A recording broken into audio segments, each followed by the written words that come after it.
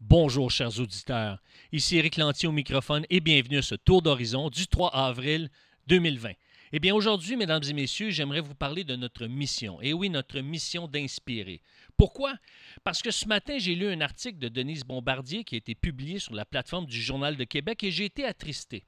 Je n'ai pas été attristé par son opinion, non, j'ai été attristé par ce qu'elle soulevait.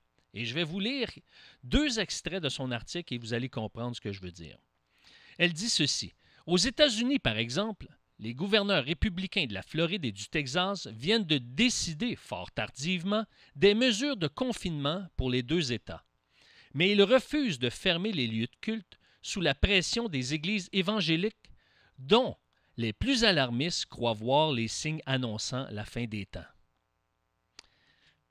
Premièrement, je ne crois pas que c'est pertinent en ce moment d'annoncer que c'est la fin des temps. Je vais vous donner un exemple bien clair. Quand j'étais au Saguenay en 1996 et qu'on a vécu le déluge, à un moment donné, il y a une station de radio qui a ouvert les lignes et l'animateur a dit à la population, si vous voulez vous exprimer, vous videz le cœur, eh bien, vous pouvez le faire maintenant. Et moi, j'étais dans ma voiture, je sais exactement où est-ce que j'étais. Et je me souviens qu'il y a une dame qui était alarmée, avec raison. Écoutez, il y a des gens qui ont perdu leur maison.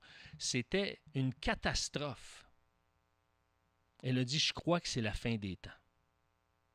Maintenant, laissons les gens de la population exprimer leur perception plutôt que de leur mettre des mots dans la bouche. Parce que de toute façon, personne ne sait, et c'est Jésus lui-même, personne ne sait quand sera le jour ou l'heure de la fin.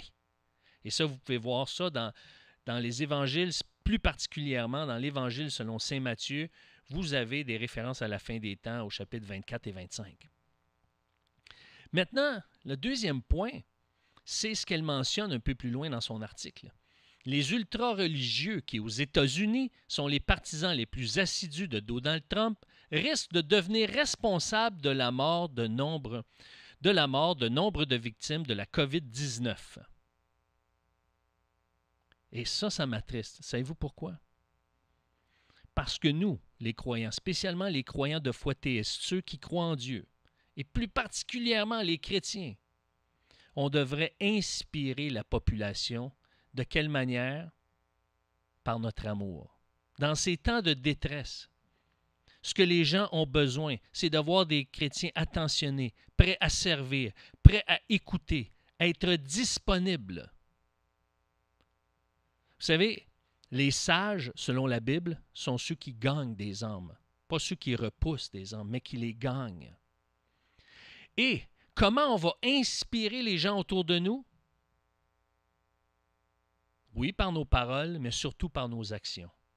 Parce que Jésus lui-même a dit, et on le voit dans Jean 13, 34 et 35, Jean 13, 34 et 35, c'est par l'amour qu'on aura les uns pour les autres que les gens vont reconnaître qu'on est disciple de Jésus-Christ, qu'on est son disciple.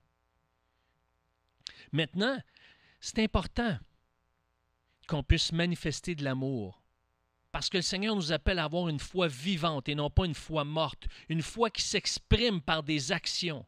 On le voit dans 1 Jean 3,18, 1 Jean 3,18, puis on le voit également dans Jacques 2,26. Jacques 2,26. Une foi vivante, qui n'est pas seulement en parole, mais en action également.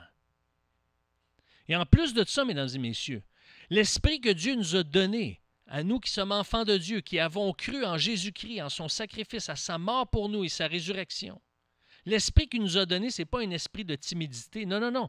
C'est un esprit d'espoir, d'entraide, de ténacité.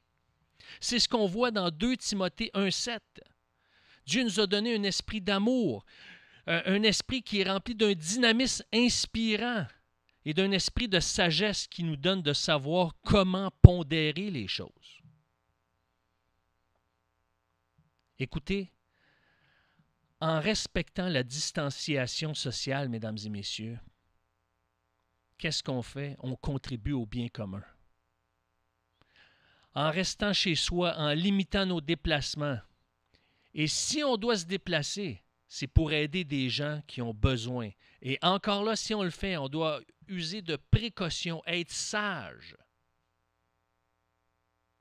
Et si on agit ainsi, et on inspire les gens par notre comportement, par notre attitude, écoutez, on va gagner des âmes. Les gens ont besoin d'être inspirés par d'autres personnes.